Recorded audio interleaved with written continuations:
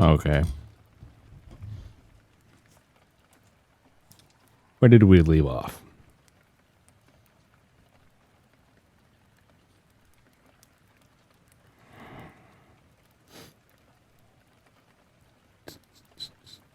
Did we stop at the after chapter?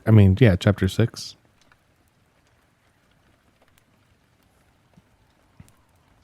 I think so. So, chapter 7. The next 2 weeks were busy ones for the family.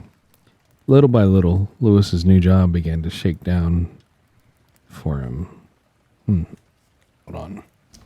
Let me put my little thing closer.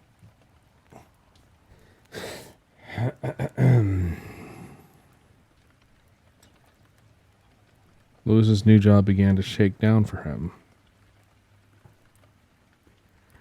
How it would be when 10,000 students, many of them drug and liquor abusers, some afflicted with social diseases, some anxious about grades or depressed about leaving home for the first time, a dozen of them, girls mostly, anorexic. How it would be when all of them converged on the campus at once would be something else again. I don't like how he puts these sentences together. And while Lewis began getting a handle on his job as head of University of Medical Services, Rachel began to get a handle on the house. Gage was busy taking the bumps and spills that went with getting used to his new environment, and for a little while, his nightmare schedule was badly out of whack. But by the middle of their second week in Ludlow, he had begun to sleep through again. Only Ellie, with the prospect of beginning kindergarten in a new place before her, seemed always overexcited and on a hair trigger. She was apt to go into prolonged giggling fits or periods of almost menopausal depression or temper tantrums at the drop of a word. What the fuck?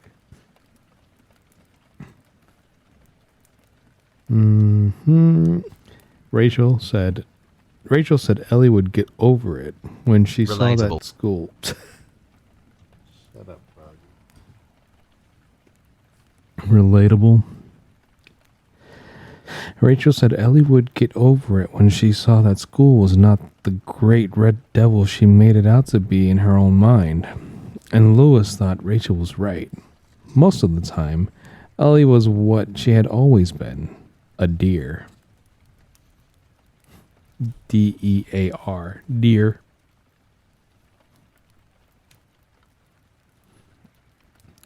His evening beer or two with Judd Crandall became something of a habit. Around the time Gage began sleeping through again, Lewis began bringing his own six-pack over every second or third night. He met Norma Crandall, a sweetly pleasant woman who had rheumatoid arthritis. Filthy old rheumatoid arthritis, which kills so much of what could be good in the old ages of men and women who are otherwise healthy. But her attitude was good. She would not surrender to the pain. There would be no white flags. Let it take her if it could. Lewis thought she might have another 5 to 7 years, productive if not terribly comfortable years ahead of her.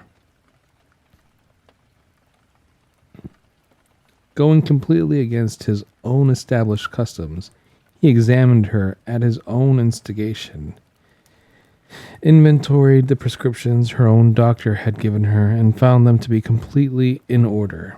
He felt a nagging disappointment that there was nothing else he could do or suggest for her. But her Dr. Weybridge had things as under control as they were ever going to be for Norma Crandall. Barring some sudden breakthrough, which was possible but not to be counted upon. You learned to accept, or you ended up in a small room writing letters home with Crayolas. Rachel liked her, and they had sealed their friendship by exchanging recipes the way small boys trade baseball cards, beginning with Norma Crandall's deep dish apple pie for Rachel's beef stroganoff. Norma was taken with both of the Creed children, particularly with Ellie, who she said was going to be an old-time beauty. At least Lois told Rachel that night. Lewis told Rachel that night in bed. Norma hadn't said Ellie was going to grow into a real sweet coon. What? At least, Lewis told Rachel that night in bed, Norma hadn't said Ellie was going to grow into a real sweet coon. Rachel laughed so hard she broke explosive wind. And then both of them laughed so long and loudly that they woke up Gage in the next room. The first day of kindergarten arrived. Lewis, who felt pretty well in control of the infirmary and the medical support facilities now, took the day off. She farted though. She did. Besides, the infirmary was currently dead empty. The last patient, a summer student who had broken her leg on the student union steps, had been discharged a week before. He stood on the lawn beside Rachel and with Gage in his arms as the big yellow bus made the turn from Middle Drive and lumbered to a stop in front of their house. The doors at the front folded open. The babble and squawk of many children drifted out on the mild September air. Ellie cast a strange, vulnerable glance back over her shoulder, as if to ask them if there might not yet be time to abort this inevitable process. And perhaps what she saw on the faces of her parents convinced her that the time was gone, and everything which would follow this day was simply inevitable, like the progress of Norma Crandall's arthritis. She turned away from them and mounted the steps of the bus. The doors folded shut with a gasp of dragon's breath. The bus pulled away. Rachel burst into tears. "Don't, for Christ's sake," Lewis said. He wasn't crying, only damn near. "It's only half a day." "Half a day is bad enough," Rachel answered in a scolding voice and began to cry harder. Lewis held her and Gage slipped an arm comfortably around each parent's neck. When Rachel cried, Gage usually cried too, but not this time. "He has us to himself," Lewis thought, "and he damn well knows it." They waited with some trepidation for Ellie to return, drinking too much coffee, speculating on how it was going for her. Lewis went out into the back room that was going to be his study and messed about idly, moving papers from one place to another, but not doing much else. Rachel began lunch absurdly early. It's 2 a.m. already? The fuck?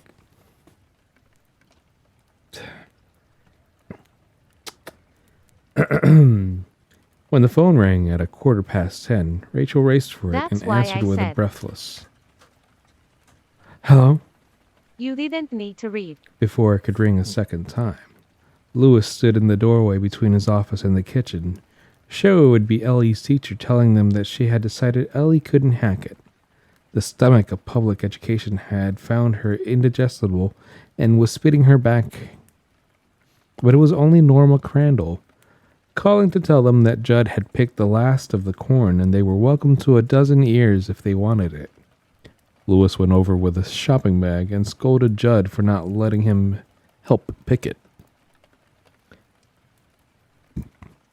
"Most of it ain't worth a tin shit anyway," Judd said. "Don't worry, amigo, it's just one chapter or 2 pages. "You'll kindly spare that talk while I'm around," Norma said. She came out of the porch with iced tea on an antique Coca-Cola tray. Sorry, my love. What the fuck? Why is there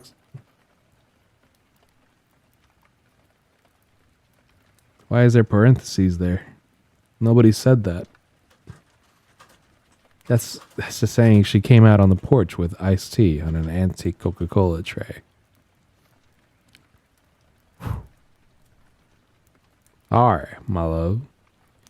He ain't sorry a bit, Norma said to Lewis and sat down with a wince. Saw Ellie get on the bus, Judd said, lighting a Chesterfield. She'll be fine, Norma said. They almost always are. Almost, Lewis thought morbidly. It's just weird that on this sentence, she came out on the porch with iced tea on an antique Coca-Cola tray. There's a parentheses, like it's somebody saying that, but it's not. It's not that at all. But Ellie was fine. She came home at noon, smiling and sunny, her blue first day of school dress belling gracefully around her scabbed shins. And there was a new scrape on one knee to marvel over. A picture of what might have been two children, or perhaps two walking gantries in one hand, one shoe untied, one ribbon missing from her hair, shouting, "We sang Old MacDonald, Mommy, Daddy. We sang Old MacDonald." Same one as in Carestairs Street School. Rachel glanced over at Lewis, who was sitting in the window seat with Gage on his lap. The baby was almost asleep. There was something sad in Rachel's glance, and although she looked away quickly, Lewis felt a moment of terrible panic. We're really going to get old, he thought. It's really true. No one's going to make an exception for us. She's on her way. And so are we. Ellie ran over to him, trying to show him her picture, her new scrape, and tell him about Old MacDonald and Mrs. Berryman all at the same time. Church was twinning in and out between her legs, purring loudly, and Ellie was somehow almost miraculously not tripping over him. Shh, Lewis said and kissed her. Gage had gone to sleep, unmindful of all the excitement. Just let me put the baby to bed and I'll listen to everything. He took Gage up the stairs, walking through hot, slanting September sunshine. And as he reached the landing, such a premonition of horror and darkness struck him that he stopped cold, and looked around in surprise, wondering what could possibly have come over him. He held the baby tighter, almost clutching him, and Gage stirred uncomfortably. Lewis's arms and back had broken out in great rashes of goose flesh.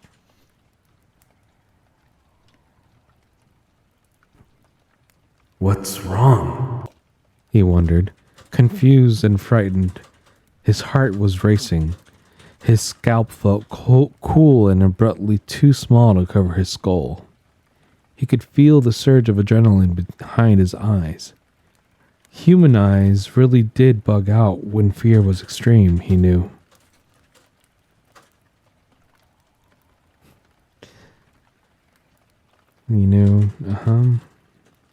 They did not just widen, but actually bulged as blood pressure climbed and the hydrostatic pressure of the cranial fluids increased. What the hell is it? Ghosts? Christ, it really feels as if something has just brushed by me in this hallway. Something I almost saw. Downstairs, the screen door whacked against its frame. Luz Creed jumped, almost screamed, and then laughed.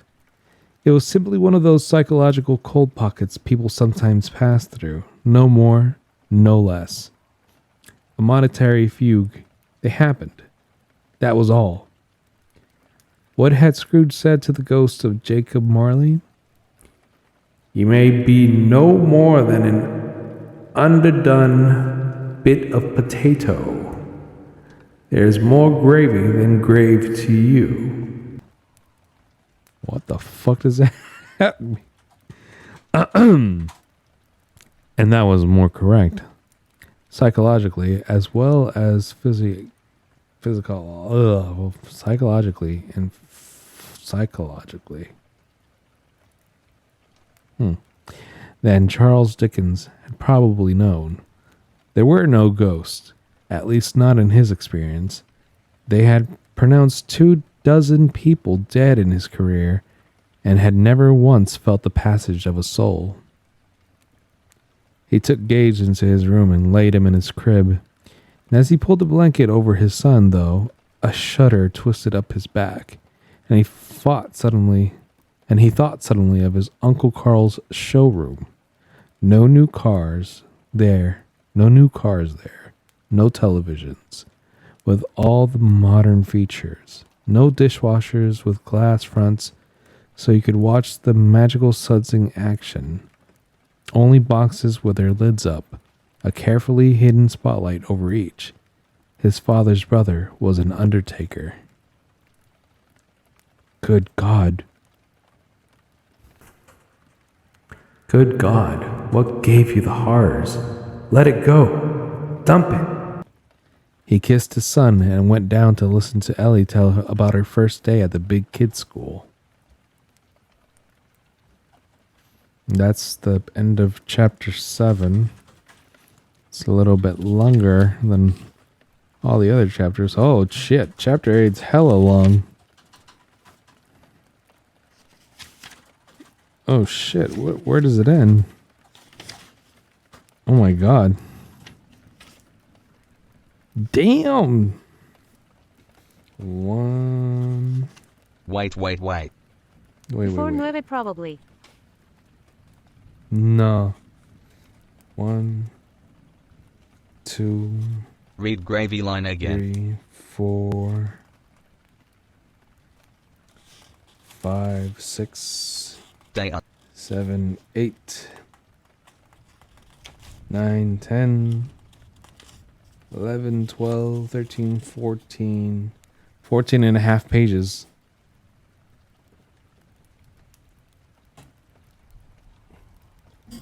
I just don't like his sentence structuring. Let's see. You may be no more than an underdone bit of potato. There's more gravy than grave to you.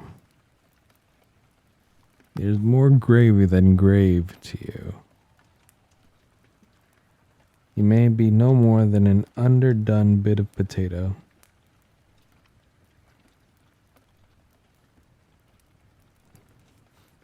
A little fucked up. So he was putting Gage up, and then he got scared. Really scared.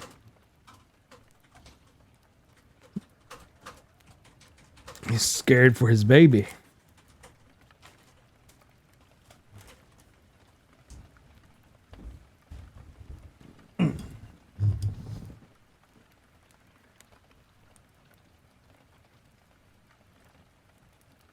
Write out the parenthesis line. Yeah, okay. I wanna RCE. You want to see? Thank you for reading.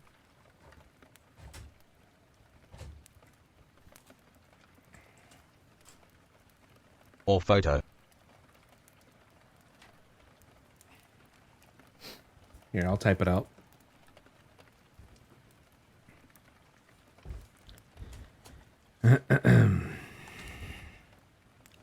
So, You know, kindly you don't have to spare only that because I want you to. talk while I'm around, Norma said. She came out on the porch with iced tea on an antique Coca-Cola tray. Sorry, my love.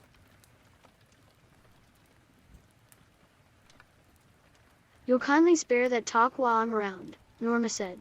She came out in the PRCH with iced tea on an antique Coca-Cola tray. Sorry, my love.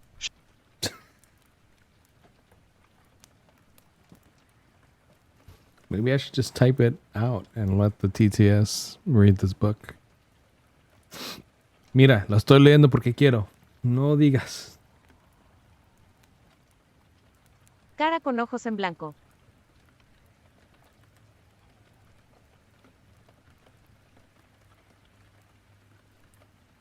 I don't want the TTS.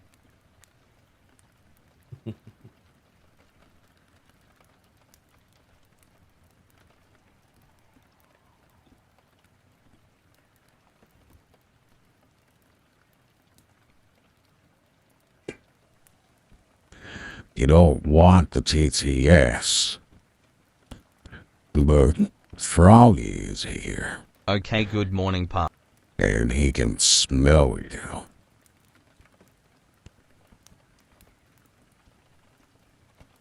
That's a lie, I can't smell. The only thing I can't smell are those nuts.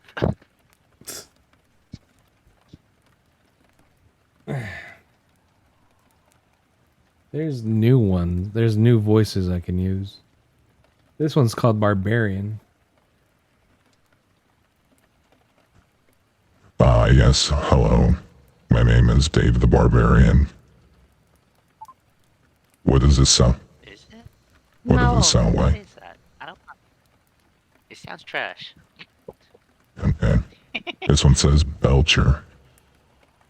No, wait, actually, both Not like barbarian. the grind. You sound a bit like grind. It's called Belcher. What does that mean? Maybe you just vomit every 10 seconds. Ew. Oh God! Excuse you. Oh yeah, It's burping. This is it's belching. Come on! We gotta Stop. get this. Stick this up. Now. That's nasty. Sounds like it's shit farting. Shit, farting. This one's called Claudia. Claudia. Who's Cloud? Claudia. Claudia. My name is Claudia. What's yours? Oh, now this one is called Fart Show. Good.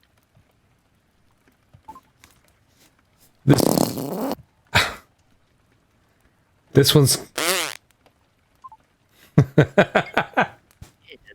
this one's called fart. No. No. Don't do it. Cara revolviéndose de la risa, cara revolviéndose de la risa. This one's called Fire Dragon. I am the dragon. What does it sound like? Huh? What does this one sound like? You sound like something from Warhammer.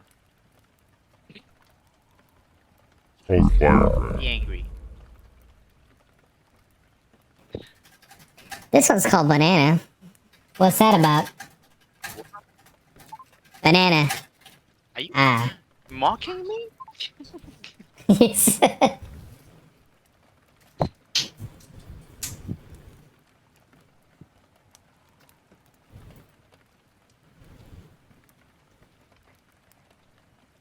Okay, that's enough of that. Okay. Sounds like you inhaled some ooh. We raid. helium.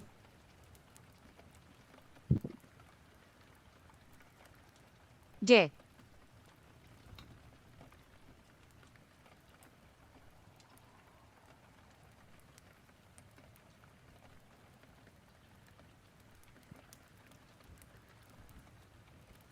Let's raid.